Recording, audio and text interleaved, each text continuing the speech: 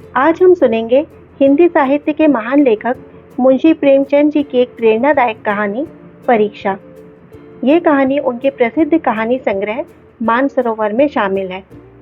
तो सुनते हैं कहानी परीक्षा। जब रियासत देवगढ़ के दीवान सरदार सुजान सिंह बूढ़े हुए तो परमात्मा की याद आई। जाकर महाराज से विनय की कि दीनबंधु दास ने श्रीमान की सेवा 40 साल तक की। अब मेरी अवस्था भी ढल गई, राजकाज संभालने की शक्ति नहीं रही। कहीं भूल चूक हो जाए तो बुढ़ापे में दाग लगे, सारी जिंदगी की नेकनामी मिट्टी में मिल जाए। राजा साहब अपने अनुभवी नीति कुशल दीवान का बड़ा आदर करते थे। बहुत समझाया, लेकिन जब दीवान साहब ने ना माना तो हार कर उनकी प्रार्थना स्वीकार कर ली, पर शर्त यह लगा दी कि रियासत के लिए नया दीवान आप ही को खोजना पड़ेगा। दूसरे दिन देश के प्रसिद्ध पत्रों में यह विज्ञापन निकला कि देवगढ़ के लिए एक सुयोग्य दीवान की जरूरत है। जो सज्जन अपने को इस पद के योग्य समझे वे वर्तमान सरदार सुजान सिंह की सेवा में उपस्थित हो। ये जरूरत नहीं है कि वे ग्रेजुएट हों, मगर हृदय पुष्ट होना आवश्यक है। मंदाग्नि के मरीज को यहाँ तक कष्ट उठाने की कोई जरूरत नहीं। 1 महीने तक उम्मीदवारों के रहन सहन आचार विचार की देखभाल की जाएगी।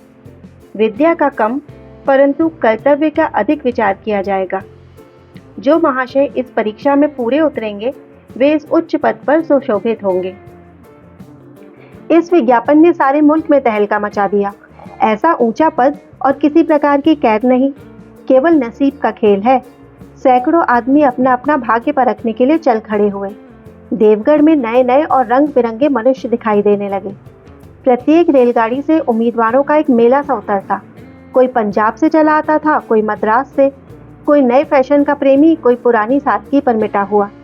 रंगीन एमामे, चोगे और नाना प्रकार के अंगरखे और कंटोप देवगढ़ में अपनी सजधज दिखाने लगे।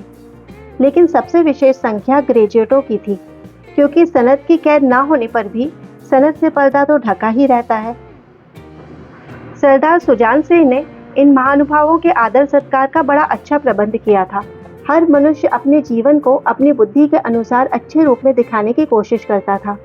मिस्टर आ 9 बजे दिन तक सोया करते थे।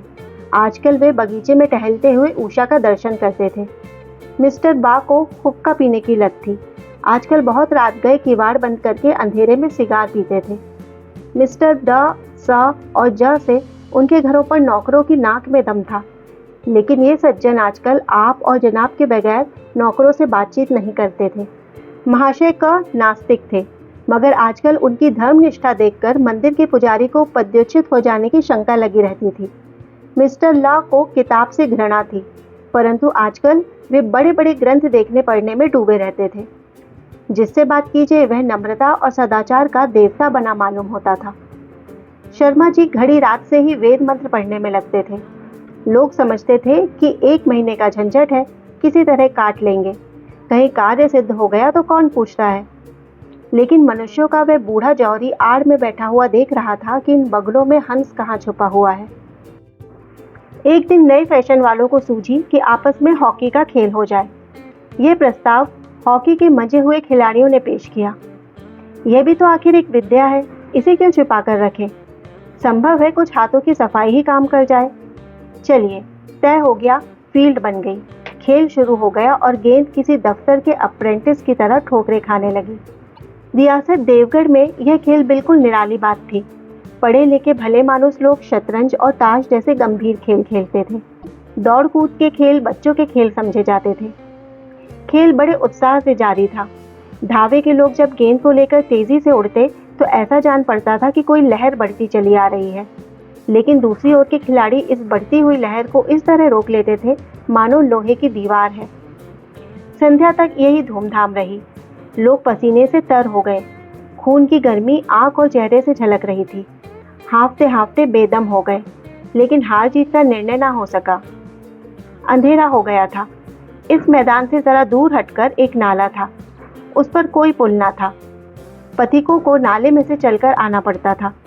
खेल अभी बंद ही हुआ था और खिलाड़ी लोग बैठे दम ले रहे थे कि एक किसान अनाज से भरी हुई गाड़ी लिए हुए आया। लेकिन कुछ तो नाले में कीचड़ था और कुछ उसकी चढ़ाई इतनी ऊंची थी कि गाड़ी ऊपर न चढ़ सकी। वह कभी बैलों को ललकारता, कभी पहियों को हाथ से धकेलता, लेकिन बोझ अधिक था और बैल कमजोर। गाड़ी ऊपर को न चढ़ती थी, और चढ़ती भी तो कुछ दूर चढ़कर फिर खिसक कर नीचे पहुंच जाती। किसान बार बार जोर लगाता और बार बार झुंझलाकर बैलों को मारता, लेकिन गाड़ी उभरने का नाम न लेती। बेचारा इधर उधर निराश होकर ताकता, मगर वहां कोई सहायक नजर न आता। गाड़ी को अकेले छोड़कर कहीं जा भी नहीं सकता, बड़ी आपत्ति में फंसा हुआ था।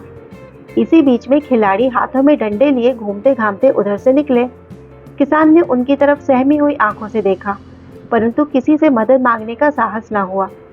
खिलाड़ियों ने भी उसे देखा, मगर बंद आंखों से, जिनमें सहानुभूति न थी। उनमें स्वार्थ था, मद था, मगर उदारता और वात्सल्य का नाम भी न था। लेकिन उस समूह में एक ऐसा मनुष्य था जिसके हृदय में दया थी और साहस था। आज हॉकी खेलते हुए उसके पैर में चोट लग गई थी। लंगड़ाता हुआ धीरे धीरे चला आता था। अकस्मात उसकी निगाह गाड़ी पर पड़ी। ठिठक गया। उसे किसान की सूरत देखते ही सब बातें ज्ञात हो गई। डंडा एक किनारे रख दिया, कोट उतार डाला और किसान के पास जाकर बोला, मैं तुम्हारी गाड़ी निकाल दूं? किसान ने देखा, एक गठे हुए बदन का लंबा आदमी सामने खड़ा है। झुककर बोला, हुजूर, मैं आपसे कैसे कहूँ? युवक ने कहा, मालूम है तुम यहाँ बड़ी देर से फंसे हो। अच्छा, तुम गाड़ी पर जाकर बैलों को साधो, मैं पहिए को धकेलता हूँ, अभी गाड़ी ऊपर चढ़ जाती है। किसान गाड़ी पर जा बैठा।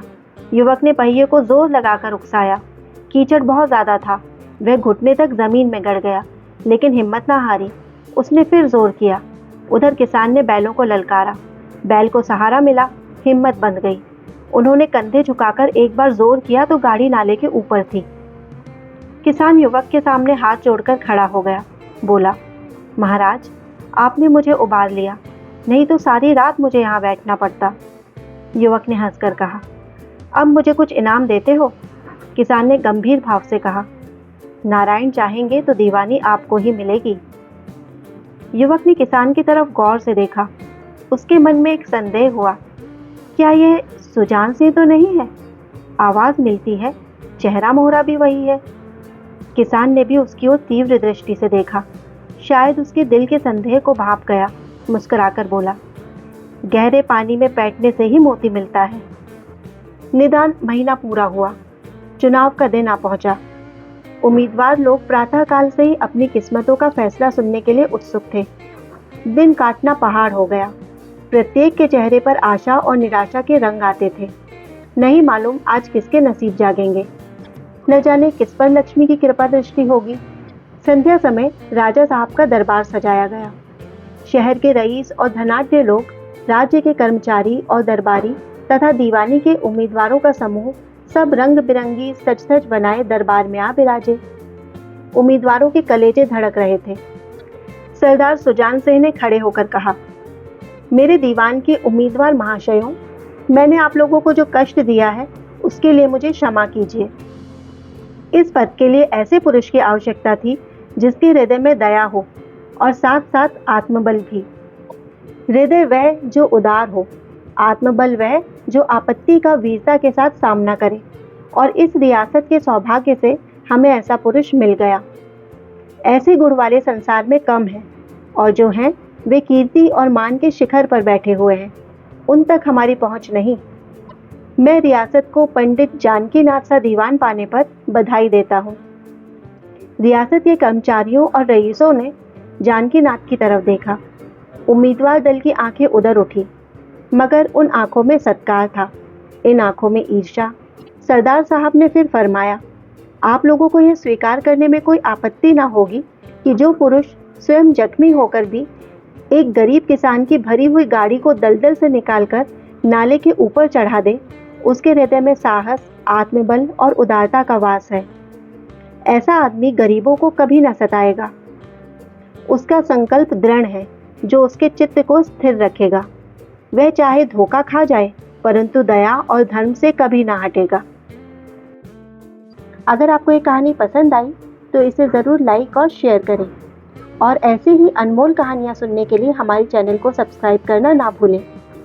तो फिर मिलते हैं एक नई कहानी के साथ नेक्स्ट वीडियो में।